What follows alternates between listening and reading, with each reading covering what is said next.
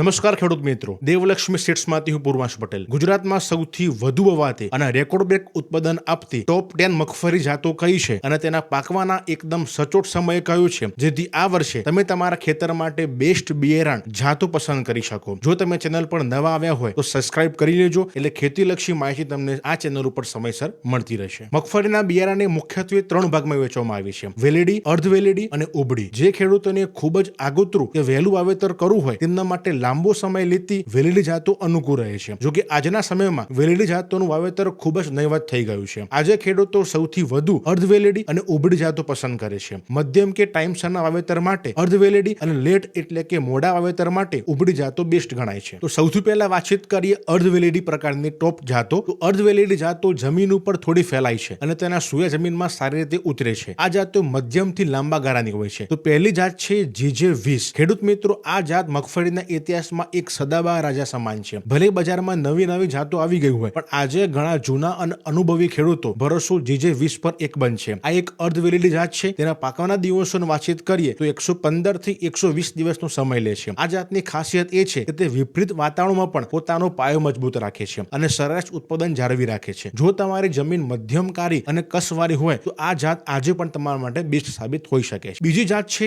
GJG22. GJ20 ના upgradation version એટલે કે GJG22 યુનિવર્સિટી દ્વારા ખાસ સંશોધન કરીને આ જાત વિકસાવવામાં આવે છે. આ જાત પાકવા માટે લગભગ 118 દિવસ જેટલો સમય લે છે. GJ20 ના સરખામણીમાં આ જાતની સૌથી મોટી ખાસિયત તેની અદ્ભુત રોગ પ્રતિકારક શક્તિ છે. તેમાં સુકારા અને ટીક્કા જેવા રોગો સામે લડવાની ક્ષમતા વધુ છે. જો તમને GJ20 ની ગમતી હોય પણ રોગના ભવથી ડરતા હોય તો GJG22 ના તમારા માટે ઉત્તમ વિકલ્પ. ત્રીજી જાત છે GJ23. આ જાત પણ અર્ધ વેલીડી કેટેગરીમાં ધૂમ મચાવી રહી છે. આ જાતનો પાકવાનો સમયગાળો 110 થી 120 દિવસનો રહે છે. આ જાતના દાણા ભરાવદાર હોય છે અને સિંગની ગુણવત્તા ઉત્તમ હોવાને કારણે બજારમાં તેના ભાવ પણ ખેડૂતોને ખૂબ સારા મળે છે. ચોથી છે ગિરનાર 4. છેલ્લા થોડા વર્ષોમાં ખેડૂતો વચ્ચે સૌથી વધુ ચર્ચા જગાવી છે અને જેનું વાવેતર રોકેટ ગતિ વધ્યું છે તે છે ગિરનાર 4. આ એક હાઈ ઓઇલિક મગફળી જાત છે જે શ્વાસ માટે ખૂબ જ સારી માનવામાં આવે છે. તેના પાકવાના દિવસો 110 થી 120 દિવસ છે. આ જાતોમાં રોગ પ્રતિકારક શક્તિ ખૂબ જ શાનદાર છે. ઓછા પાણીની સ્થિતિમાં પણ તે ટકી રહેવાની અદ્ભુત ક્ષમતા ધરાવે છે. આ જ કારણે આજનો પ્રગતિશીલ ખેડૂત ગિરનાર 4 તરફ ઝડપથી વળી રહ્યો છે. હવે વાત કરીએ ઉબડી પ્રકારની ટોપ જાતો. ઉબડી જાતો સીધી વધે છે, છોડ નાનો હોય છે અને વાવેતર નજીક કરી શકાય છે. આ જાતો સામાન્ય રીતે વહેલી પાકતી હોવાને કારણે પાણીની ખેંચવાળા વિસ્તારોમાં વરદાનરૂપ સાબિત થાય છે. તો પાંચમી છે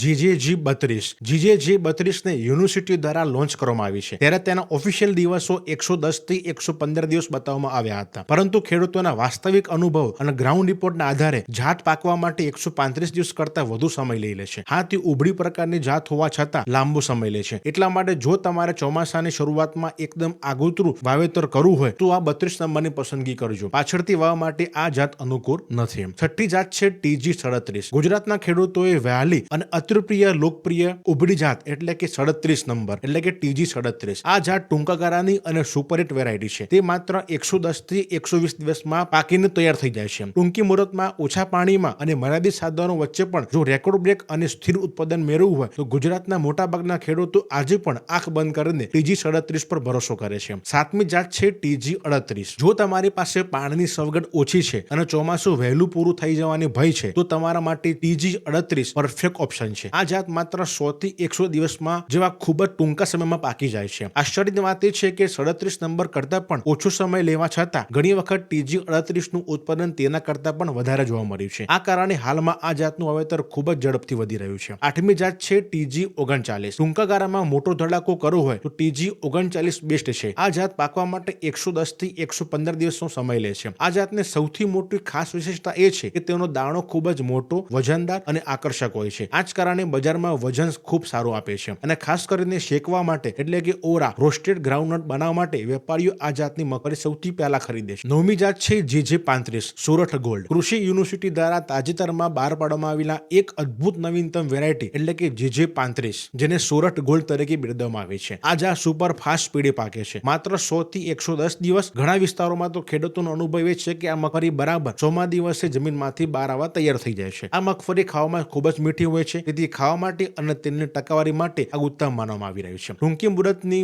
જાતોમાં આ એક નવો ચમકારો છે. અને 10મી જાત છે મીનાક્ષી. છેલ્લે વાત કરીએ પ્રાઇવેટ રિસર્ચ જાતની કે જેને હાલમાં ગુજરાતમાં ખેડૂતોમાં ભારે આકર્ષણ જમાવ્યું છે. મીનાક્ષી મગફળી અત્યારે અત્યારે ખૂબ જ મોટા પાને વાવી રહી છે. તે ચોમાસાની સાથે ઉનાળુ વાવેતર માટે પણ સુપર ડુપર હિટ સાબિત થઈ રહી છે. આ જાત માત્ર 100 થી 100 દિવસમાં પાકી જાય છે અને ઘણા કિસ્સામાં તો 100 દિવસની અંદર જ રેડી થઈ જાય છે. ઓછા સમયમાં બમ્પર અને આશ્ચર્યજનક ઉત્પાદન આપતી ક્ષમતાને કારણે આ વર્ષે ગુજરાતમાં મીનાક્ષી મગફળીનું રોકડ બ્રેક વાવેતર વધવા જઈ રહ્યું છે. ખેતીલક્ષી માહિતી તમને સારી લાગી હોય અને ચેનલ પર જો તમે નવા આવ્યા હોય તો દેવલક્ષ્મી ચેનલને ફોલો અને સબસ્ક્રાઇબ કરી લેજો એટલે ખેતીલક્ષી માહિતી તમને સમયસર મળતી રહે.